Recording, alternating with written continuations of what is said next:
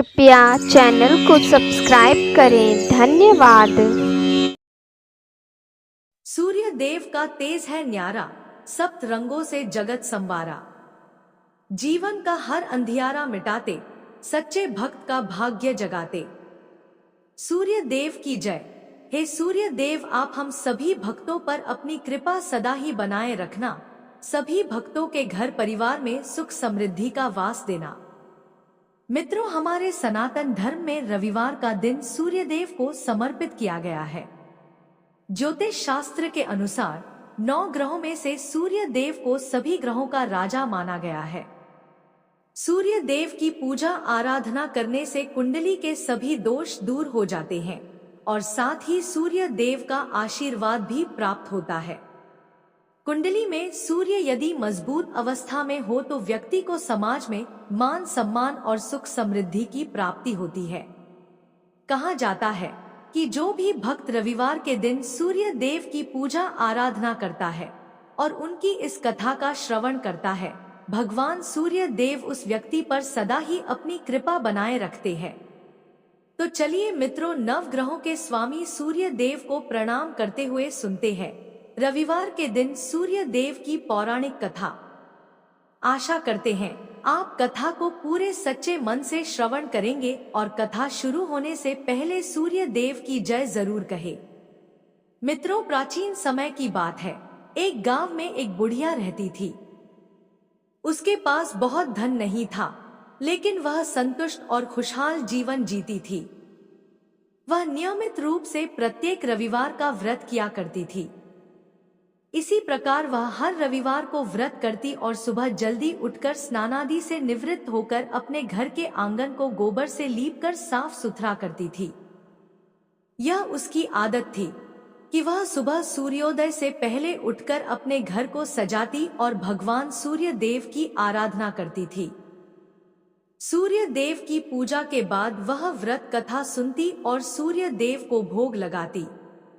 वह दिन में केवल एक बार भोजन करती थी और बाकी दिन पूजा पाठ में ही बिताती थी। सूर्य भगवान की अनुकंपा से बुढ़िया को किसी प्रकार की चिंता एवं किसी भी प्रकार का कोई कष्ट नहीं था एवं उसका जीवन सुखमय था। उसकी भक्ति इतनी सच्ची थी कि वह सभी प्रकार के सांसारिक दुखों से दूर थी। अब तो समय के साथ उसकी मेहनत और भक्ति का फल उसे मिलने लगा और धीरे धीरे उसका घर धन धान्य से भरपूर होने लगा। उस बुढ़िया को सुखी और संपन्न होते देख उसकी पड़ोसन उससे जलने लगी, क्योंकि अधिक आयु होने के कारण बुढ़िया अब गाय की सेवा नहीं कर सकती थी, तो इसलिए उसने कोई गाय नहीं पाल रखी थी। असल में बुढ़िया अपनी पड़ोसन के आंगन में बंधी गाय का गोबर घर लीपने के लिए ले आती थी, ताकि वह अपने घर को साफ सुथरा कर सके और पूजा कर सके। बुढ़िया की संपन्नता देख उसकी पड़ोसन को उससे जलन होने लगी थी। पड़ोसन को लगता था कि बुढ़िया के पास गाय तो नहीं है, फिर भी वह हर रविवार अपने आंगन को मेरी गाय का गोबर ले जाकर लीपती है, और यह बात पड़ोसन को बहुत खलती थी। एक रविवार को पड़ोसन ने अपनी गाय को घर के भीतर बांध लिया ताकि बुढ़िया को गोबर न मिले। बुढ़िया को इस बात का अंदाजा नहीं था। जब उसने देखा कि गोबर नहीं है, तो वह निराश हो गई और अपने आंगन को लीप नहीं पाई। उसने उस दिन सूर्य देव की पूजा नहीं की और भोग भी नहीं लगाया। बुढ़िया पूरे दिन उपवास में रही और भूखी प्यासी सो गई। उसकी श्रद्धा और आस्था सूर्य देव के प्रति अडिग थी, लेकिन बिना पूजा के वह बहुत दुखी थी। प्रातः काल जब सूर्योदय से पूर्व उस बुढ़िया की आंख खुली, तो वह अपने घर के आंगन में सुंदर गाय और बछड़े को देखकर हैरान हो गई। गाय को आंगन में बांधकर उसने जल्दी से उसे चारा लाकर खिलाया। बुढ़िया की पड़ोसन ने उस बुढ़िया के आंगन में बंधी सुंदर गाय और बछड़े को देखा तो वह उससे और अधिक जलने लगी। तभी गाय ने सोने का गोबर किया। गोबर को देखते ही पड़ोसन की आंखें फटी की फटी रह गईं। पड़ोसन ने उस बुढ़िया को आसपास न पाकर तुरंत उस गोबर को उठाया और अपने घर ले गई। इसके बाद पड़ोसन अपनी गाय का गोबर वहां रखाई और इस तरह वो रोज यही करने लगी। सोने के गोबर से पड़ोसन कुछ ही दिनों में धनवान हो गई। गाय प्रतिदिन सूर्योदय से पूर्व सोने का गोबर किया करती थी और बुढ़िया के उठने के पहले पड़ोसन उस गोबर को उठाकर अपने घर ले जाती थी। और बहुत दिनों तक बुढ़िया को सोने के गोबर के बारे में कुछ पता ही नहीं चला। बुढ़िया इसी तरह हर रविवार को भगवान सूर्यदेव का व्रत करती रही और कथा सुनती रही। लेकिन जब एक दिन सूर्य भगवान को जब पड़ोसन की चालाकी का पता चला तो उन्होंने तेज आंधी चलाई। आंधी का प्रकोप देखकर बुढ़िया ने गाय को घर के भीतर बांध दिया। जब सुबह उठकर बुढ़िया ने सोने का गोबर देखा तो उसे बहुत आश्चर्य हुआ। उस दिन के बाद से बुढ़िया गाय को घर के भीतर बांधने लगी। सोने के गोबर से बुढ़िया कुछ ही दिन में बहुत ही अधिक धनी हो गई। उस बुढ़िया के धनी होने से पड़ोसन बुरी तरह जल भुनकर राख हो गई और उसने अपने पति को समझा बुझाकर नगर के राजा के पास भेज दिया।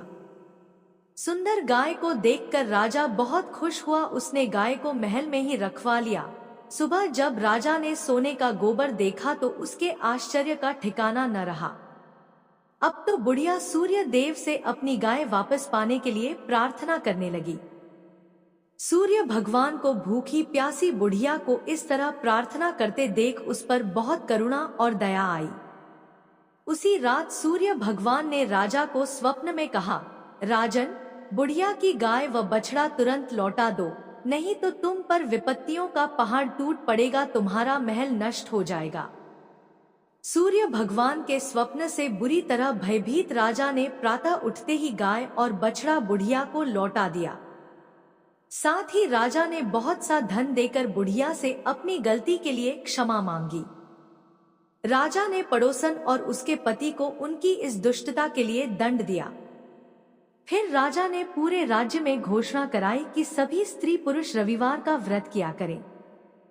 रविवार का व्रत करने से सभी लोगों के घर धन धान्य से भर गए। राजनगर में चारों ओर खुशहाली छा गई। स्त्री पुरुष सुखी जीवन यापन करने लगे तथा सभी लोगों के शारीरिक कष्ट भी दूर हो गए। मित्रों, पहली कथा समाप्त हुई। बोलिए सूर्य भगवान की जय। जय जय सूर्य देव। अब सुनते हैं सूर्य देव की दूसरी कथा। प्राचीन समय की एक नगर में एक निर्धन ब्राह्मण रहता था।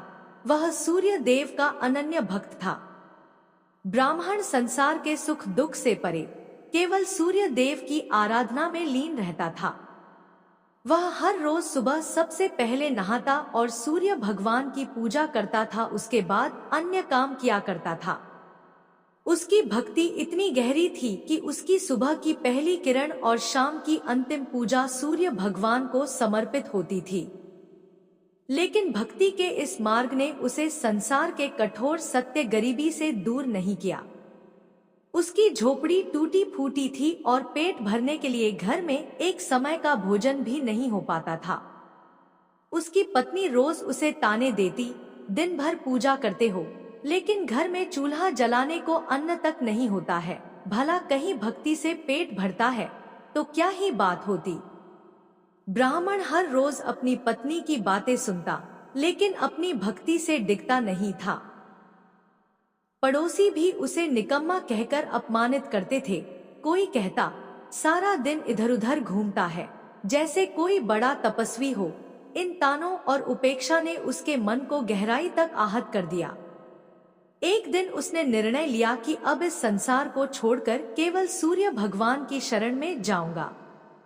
एक दिन ब्राह्मण ने सुबह जल्दी उठकर स्नान किया, पूजा की सामग्री ली और जंगल की ओर चल पड़ा।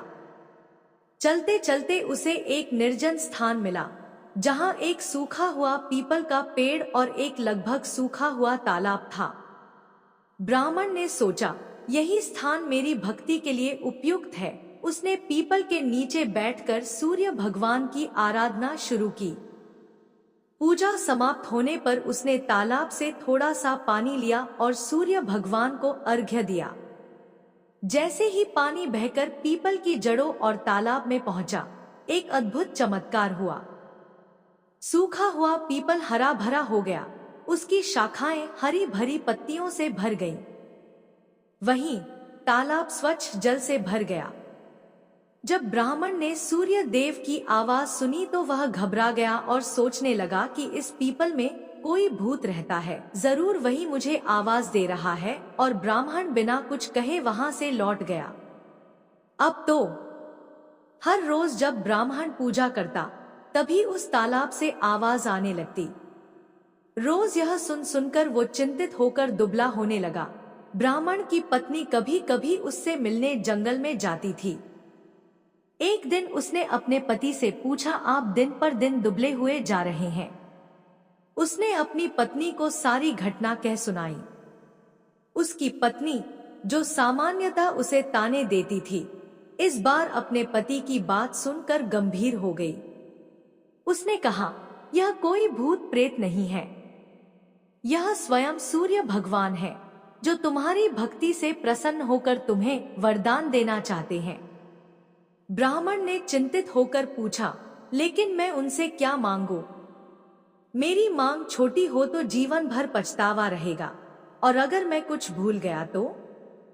पत्नी ने मुस्कुराते हुए कहा, तुम्हें उनसे यह मांगनी चाहिए कि नौखंड के महल में सोने के पालने में अपने पोते को झूलते हुए अपनी आंखों से देख सको। इससे तुम्हें धन, संतान, सुख और दीर्घायु सब कुछ मिल जाएगा। अगले दिन ब्राह्मण ने उसी स्थान पर जाकर सूर्य भगवान की पूजा की। पूजा के अंत में सूर्य भगवान फिर प्रकट हुए और बोले, हे ब्राह्मण, अब बोलो, तुम्हारी क्या इच्छा है? ब्राह्मण ने साहस बटोरकर वही शब्द कहे जो उसकी पत्नी ने सिखाए थे। सूर्य भगवान मुस्कुराए और बोले, तथास्तु, तुम्हारी मनोकामना पूरी होगी। जब ब्राह्मण घर लौटा तो उसने देखा कि उसकी टूटी फूटी झोपड़ी की जगह एक विशाल और भव्य महल खड़ा था। महल के चारों ओर दास दासियां कार्य कर रही थी।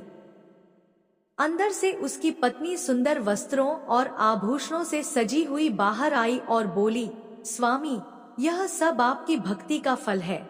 सूर्य भगवान ने आपकी मनोकामना पूरी कर दी। ब्राह्मण ने विस्मित होकर पूछा, इतना धन लेकर हम करेंगे क्या? पत्नी ने उत्तर दिया, हम इसे धर्म और परोपकार के कार्य में लगाएंगे। यज्ञ, हवन और दान पुण्य से ही इस धन का सही उपयोग होगा। और इस प्रकार से ब्राह्मण की ख्याति शीघ्र ही नगर भर में फैल गई। जब राजा को इस बात का पता चला तो उसने ब्राह्मण को अपने दरबार में बुलाया और पूछा, कल तक तो तुम्हारे पास खाने को अन्न नहीं था, आज यह वैभव कहां से आ गया? क्या तुमने चोरी की है? डर के कारण ब्राह्मण ने पूरी घटना विस्तार से राजा को बताई। राजा ने कहा, क्या सूर्य देव मेरी मनोकामना भी पूरी करेंगे? मेरे पास सब कुछ है, परंतु संतान सुख से वंचित हूं। ब्राह्मण ने राजा को सूर्य भगवान की आराधना की विधि बताई और राजा ने पूरे नियम और श्रद्धा से सूर्य भगवान की पूजा की। कुछ ही समय बाद सूर्य भगवान ने राजा को एक तेजस्वी पुत्र का आशीर्वाद दिया और इस प्रकार से सभी लोग सुख पूर्वक जीवन व्यतीत करने लगे। मित्रों, इस कथा से हमें यह सीख मिलती है कि सच्ची भक्ति में अद्भुत शक्ति होती है। भक्ति का मार्ग कठिन अवश्य है, परंतु यदि श्रद्धा और समर्पण सच्चा हो तो ईश्वर की कृपा से असंभव भी संभव हो सकता है। ब्राह्मण की निष्ठा और विश्वास ने न केवल उसे सुख समृद्धि प्रदान की, बल्कि संसार को यह संदेश भी दिया कि धर्म और परोपकार से ही सच्चा जीवन संभव है। कथा समाप्त हुई। बोलिए मित्रों, सूर्य नारायण भगवान की जय।